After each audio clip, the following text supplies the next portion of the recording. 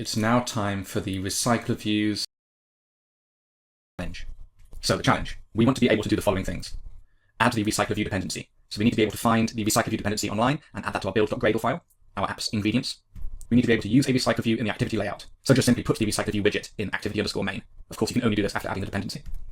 We want to be able to design an item layout to be used in the Recycler View. So make a custom layout which will represent each individual item in the list. It can be anything that you like.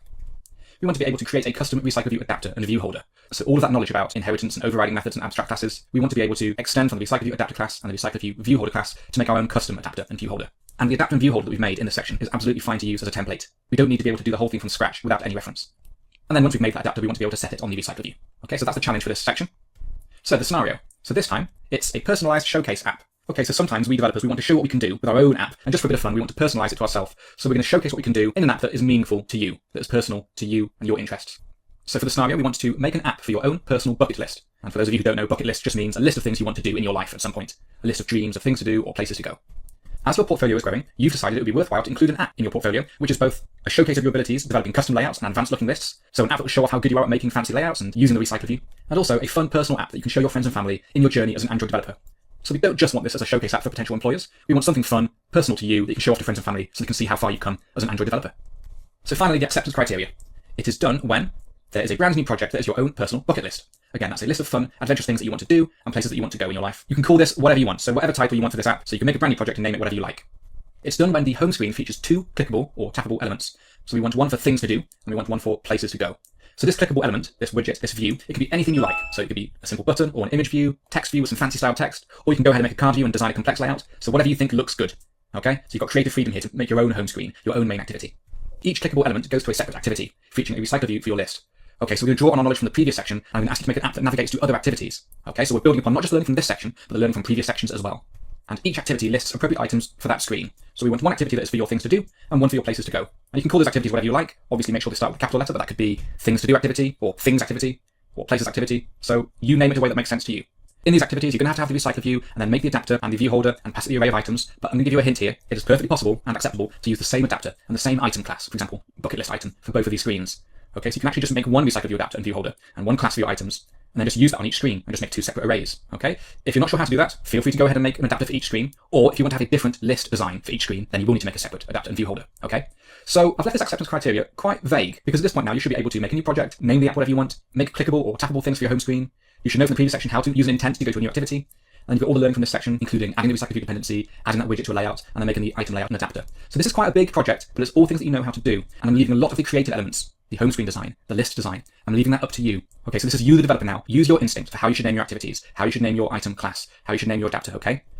So again, you have complete freedom to design the main activity layout and the Recycler View item layout however you would like. So this is a great opportunity now to explore what you can do with layout files. Okay, so if you're not sure how to lay out your home screen or how to lay out your list items, go ahead and look at some examples on Google, look at some examples from apps that you like, or look ahead at the solution video if you would like. But if you can design a layout that is yours from scratch, then this app will be a fantastic addition to your portfolio. And that's the whole point of it. So good luck, and I'll see you in the solution.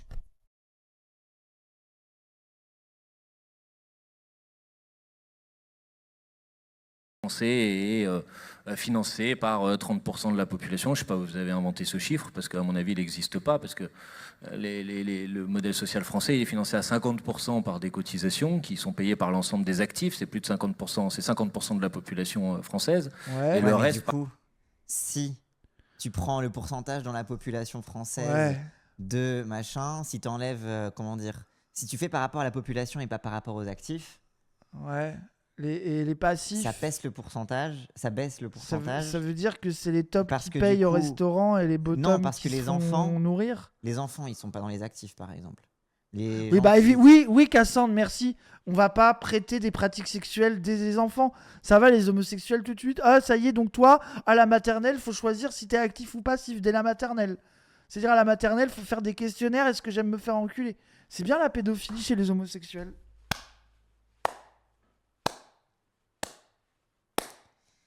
Et donc 50% de 50%, vu qu'il y a 50% d'actifs, du coup, oui, ça fait 25%, comme dit Loac, et du coup, mathématiquement, oui, mais si tu gères sur toute la population, oui, il y a des retraités, il y a des enfants, il y a des... Voilà, quoi.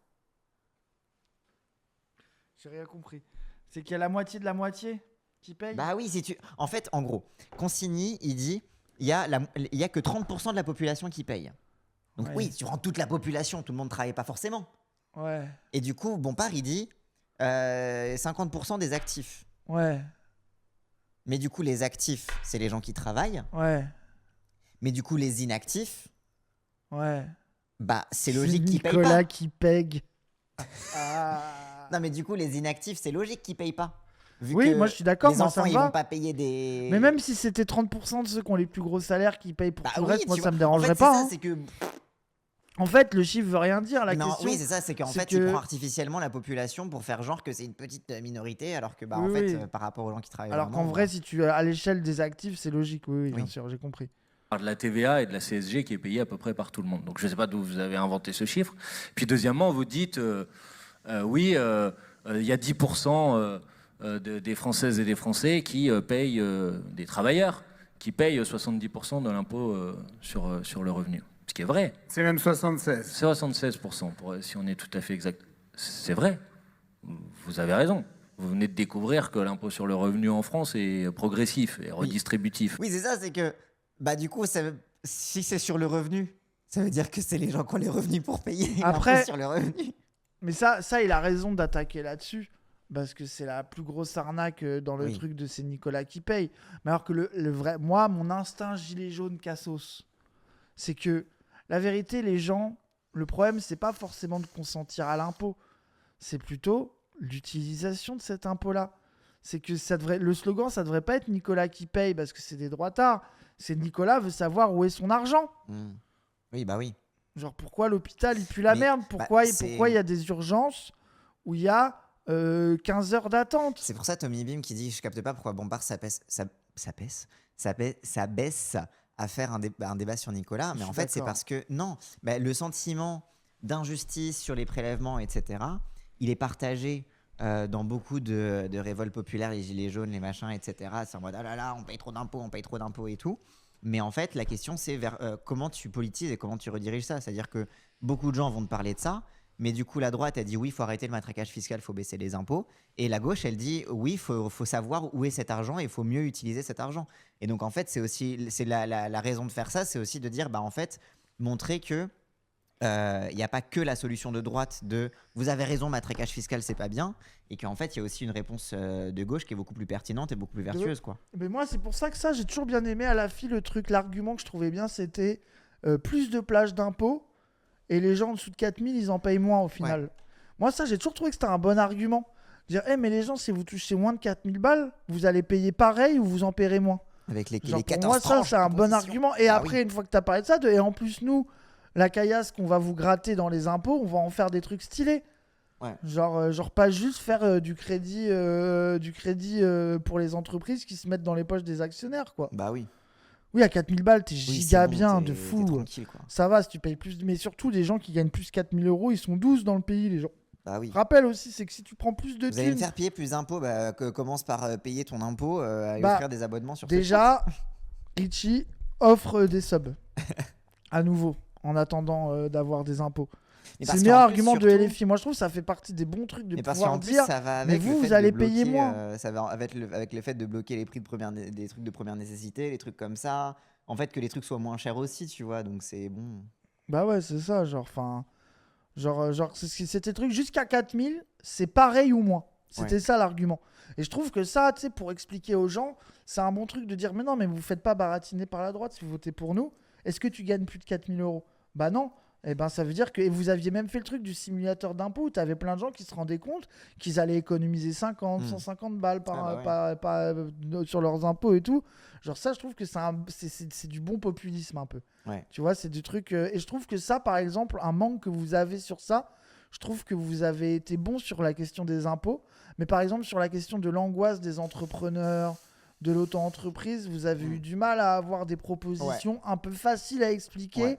On a Et mis tu sais, un du truc temps où à tu rentrer dans le comprends train, tout de ouais. suite comment ta vie pourrait être améliorée en tant qu'entrepreneur, que machin, et tu sais, et même de trouver des moyens de recréer de la conscience collective. Parce que c'est ça le problème, tu vois, dans l'auto-entreprise, c'est le manque, tu vois, le côté, l'individualisation tu vois, t'es plus un travailleur dans un collectif de travailleurs, même, tu vois, même si t'es dans une petite boîte, Tu vois, par exemple, si t'es vendeur dans une petite boîte, machin, bah, tu fais quand même partie de cette grande famille des mecs qui sont vendeurs dans des petites boîtes Ouais. dans la ville. Enfin, tu vois, genre, mais auto-entrepreneur, t'es encore plus isolé et machin.